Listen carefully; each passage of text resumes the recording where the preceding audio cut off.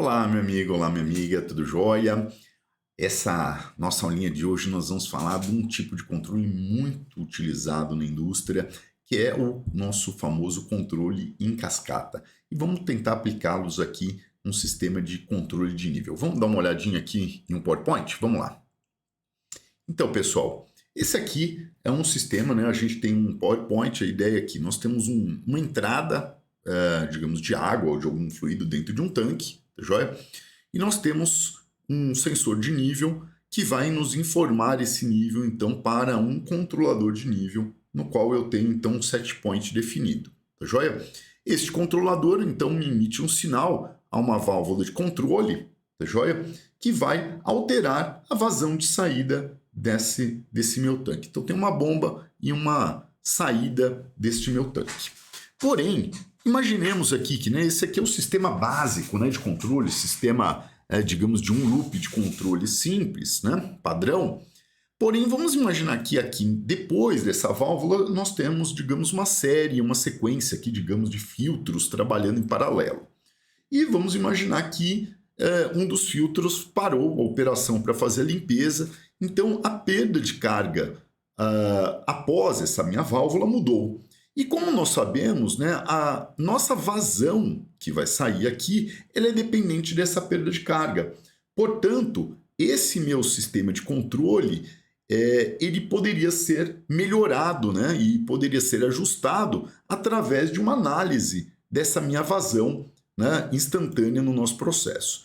Então a ideia justamente é adicionar mais um controlador no nosso processo, trabalhando então no sistema que chamamos de controle em cascata, tá joia? Então nós vamos analisar a vazão, então um sensor de vazão, e esse sensor de vazão vai então indicar essa minha vazão a um controlador agora de vazão. Percebam que o loop externo, né, que é o principal mesmo, meu, né, onde eu adiciono esse meu set point para o nível do meu tanque, desta maneira ele vai informar um set point secundário, um set point que vai ser indicado ao meu controlador de vazão, seu segundo controlador, um controlador em cascata, perfeito? E este set point vai ser comparado com o valor da vazão obtida através desse meu sensor. Então, pensando em diagramas de blocos, o diagrama do controle, né, single loop, ou clássico aqui, nós temos, exemplo, o elemento final de controle, né, seria a nossa válvula aqui, que modificará, então, os dados do meu processo, né, e que vai me indicar, nesse caso, o nível. O nível é comparado com o set point, que informa esse meu erro, né, justamente ao meu controlador, e nós temos esse loop, esse sistema em controle de loop simples. O nosso sistema em cascata ele funciona da seguinte forma: nós temos a mesma ideia de um loop externo, onde a gente tem essa minha variável controlada, nesse caso y de s, né? Ele é o meu nível, porém eu tenho um loop intermediário, onde eu tenho um sensor aqui, né? Lendo então a minha vazão, então aqui eu tenho um sensor, né, um bloco de sensor, estou colocando ele nesse caso como um sensor perfeito, com uma função de transferência igual a 1, tá joia? Mas eu vou medir essa minha vazão, e essa vazão então vai alterar, né, este meu segundo controlador em cascata. Percebam que o primeiro controlador, o controlador, né, feedback padrão aqui, ou do single loop, vai então agora modificar o meu set point do meu controlador, né, em cascata, que é o meu controlador de vazão. Perfeito? Então, esse é o nosso sistema. Então, como funciona um sistema de controle em cascata? É muito, muito importante que o nosso loop interno, vamos voltar aqui para o PowerPoint, ó, esse meu loop interno responda muito mais rápido do que o loop externo. Isso é uma condição obrigatória para que a gente implemente um sistema de controle em cascata. Joia? Então, vamos ver agora o nosso sisteminha e como a gente vai implementar esse nosso processo. Então, estou fazendo aqui desde o começo. Claro, o primeiro detalhe é nós, né, instalarmos a biblioteca de controle, pip install control, tá joia? E termos, então, a nossa biblioteca instalada dentro do nosso Google Colab. Perfeito? Vou já depois inserir várias outras linhas aqui de código para facilitar a nossa vida, joia? E, na sequência, como sempre, importamos a biblioteca controle, a biblioteca matplotlib e a minha biblioteca numpy, joia? E como padrão, definimos a nossa função, né, o S, como a variável de Laplace para as nossas funções de transferência. Perfeito, pessoal? Então, basicão de tudo.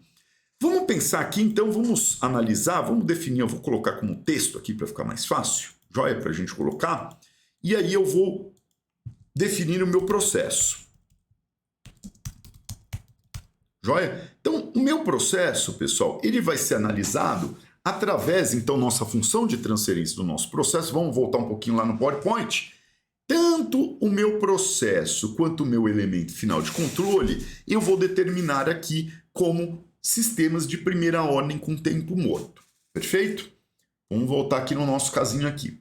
Então, o que nós vamos precisar trabalhar? Claro, nós precisamos dos 3 parâmetros, KP, o tal e o delay do meu processo, joia? E a primeira coisa que eu tenho a fazer é definir o meu processo, né? Meu sistema de primeira ordem. Estou copiando e colando aqui, explicando para vocês cada um dos passos, né? Copiando e colando para ficar mais rápido aqui para vocês, tá joia? Então, defini lá o meu processo, sistema de primeira ordem, um KP dividido por tau S mais 1. Perfeito?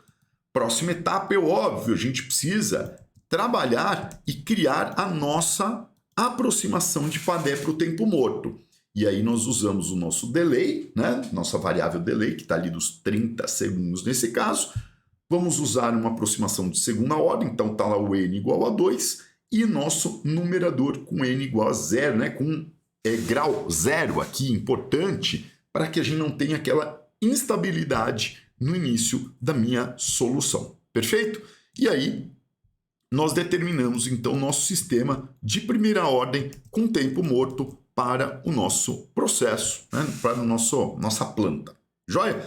Vamos adicionar aqui mais um texto, e aí eu vou fazer o nosso elemento final, né? Nossa válvula aqui, vamos colocar como válvula, para a gente entender, né? Nossa válvula, ok? Nosso elemento final de controle. Ele também apresentará um sistema onde eu tenho um ganho, um tempo de resposta, né? Característico, e um delay. Característico normal nessas válvulas e muito interessante que nós muitas vezes precisamos trabalhar com ajuste dessa função de transferência, já que nós temos vários tipos de válvulas de controle, válvulas de abertura linear, válvulas de abertura proporcional, válvulas de abertura rápida, válvulas de abertura lenta e assim por diante, e todas elas vão me dar uma função de transferência diferente para o nosso processo. Da mesma maneira, definimos a nossa função de primeira ordem para a nossa válvula e a nossa aproximação de Padé da mesma maneira e na sequência do nosso elemento final, né? Primeira ordem com tempo morto do nosso elemento final de controle. Perfeito, pessoal? Bem, nesse ponto, nós podemos já definir os 2 controladores que nós vamos utilizar. Vamos lá no PowerPoint de novo. Então, nós temos um controlador feedback e um controlador, né, que eu vou chamar de master, e um controlador inner, né, que a gente tem, então o outer ou o nosso sistema master, e o inner ou o nosso sistema em cascata. Perfeito? Então, vou definir já esses 2 controladores como controladores PID. Claro que você pode implementar, inclusive, somente controladores proporcionais integrativos, que nos casos de implementação desses sistemas na prática, né, sistemas em cascata, muitas vezes fica mais simples do que analisarmos um sistema, né, proporcional integrativo derivativo, tá? Um PID completo. Então, vamos primeiro definir o meu master, tá joia? Então, controlador master, ou do loop externo, tá joia? Onde nós teremos, então, os ganhos, né? o KC, o tau I e o tau D deste meu controlador, e vamos, então, definir o nosso controlador master do nosso processo através daquela função de transferência básica conhecida, kc vezes 1 mais 1 sobre tal i vezes s mais tal d vezes s. Perfeito? Então temos já o nosso controlador master. Legal? E vamos então fazer o nosso controlador agora em cascata. Tá? Controlador cascata. Ou o nosso controlador inner. Beleza? Adicionando novas linhas, a mesma forma, temos o kc, o tal i e o tal d do controlador em cascata. Tá joia? Tem que ter uma resposta mais rápida do que o nosso sistema externo, obrigatoriamente, tá joia? E aí vamos definir o nosso controlador em cascata aqui também. Perfeito? Então, temos aqui o nosso sistema. Vamos voltar um pouquinho no PowerPoint e vamos ver a seguinte coisa. Vamos primeiramente criar esse bloco interno do sistema inner. Então, nós temos que multiplicar, né, colocar em série o nosso controlador em cascata com o elemento final de controle. Após esses dois em série, adicionar um sistema com feedback negativo e aí teremos este conjunto já calculado. Então, nosso loop interno. Voltemos então para o nosso Google Colab. Tá joia? Então, vou definir aqui o nosso inner loop. Tá joia? Nosso loop interno. Então, nosso loop interno, primeiro, nós teremos um sistema em série, então vai ser igual, né? Lembrando, vamos agora digitar para a gente lembrar. Control.series, joia? Onde nós vamos colocar o quê? O nosso controlador em cascata, que está aqui, vírgula, o nosso, lembrando onde que a gente está, ó, PowerPoint, o nosso elemento final de controle, tá joia? Então, nós vamos buscar lá o nosso elemento, né? O first order plus dead time do elemento final de controle do nosso processo. Joia? Feito isso, nós temos que criar então um loop, né? O nosso feedback. Então, o inner loop, ele vai ser igual ao quê? Control, feedback. O nosso sistema em série, que é o sistema em cascata, né? O controlador em cascata com o elemento final de controle, com um feedback negativo. Lembra que a gente tem um aqui. Esse 1 simboliza que nós temos um sensor, né, nesse caso, perfeito, né, sem nenhum atraso, sem nenhum ganho no nosso sistema. Joia? Então, o nosso inner loop está trabalhado. Nosso próximo passo é criar, então, o nosso loop externo, né? Então, vamos antes até da gente criar esse loop externo, vamos fazer o seguinte. Eu vou criar uma função degrau para a gente dar uma olhada como que é a resposta desse loop interno, porque a gente vai comparar a resposta do loop interno com o sistema como um todo, tá joia? Então eu vou chamar aqui, ó, t,y é igual a control.step, né? Então a gente já fizer isso aqui direto, ele já vai me pôr o step response do meu inner loop. Joia que tá aqui, ó, inner loop. Perfeito? Vamos rodar esse carinha aqui também. Aí vamos adicionar outras linhas de código e vamos fazer um plot. Joia?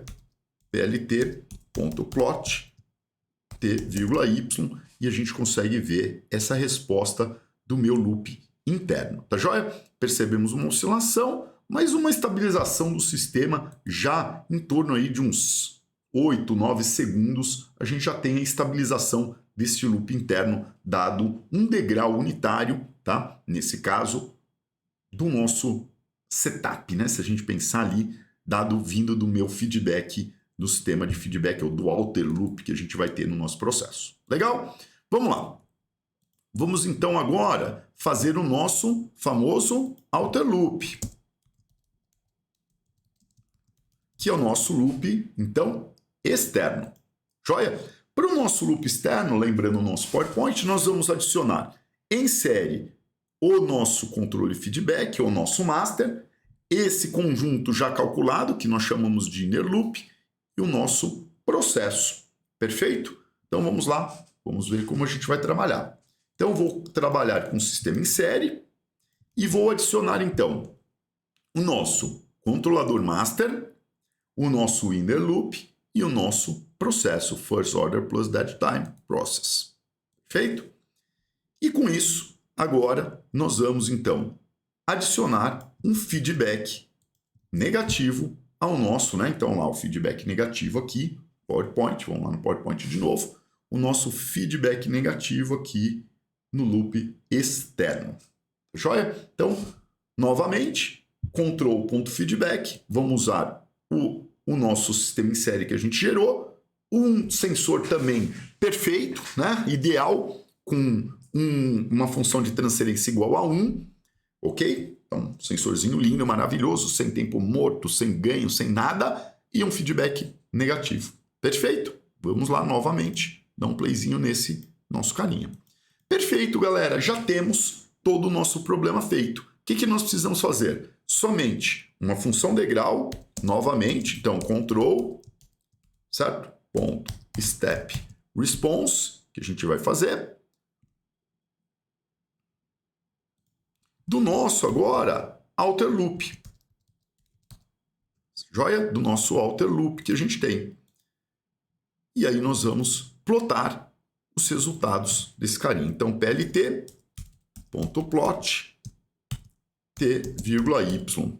Joia? Então, agora nós temos a resposta do nosso sistema em cascata. Percebam que a resposta final, ela estabiliza em cerca aqui de 200 segundos, né? Mais de 10 vezes a velocidade, né? O tempo necessário para a estabilização do loop interno. Isso é perfeito para nós. E conseguimos, nesse caso, um controle com um sistema com um overshooting muito pequeno, uma estabilização muito boa do nosso processo. Claro que existe a necessidade de vocês ajustarem todo esse processo e os ganhos dos controladores externos e internos, né, mediante as metodologias que são explicadas aqui também neste nosso curso. Tá joia?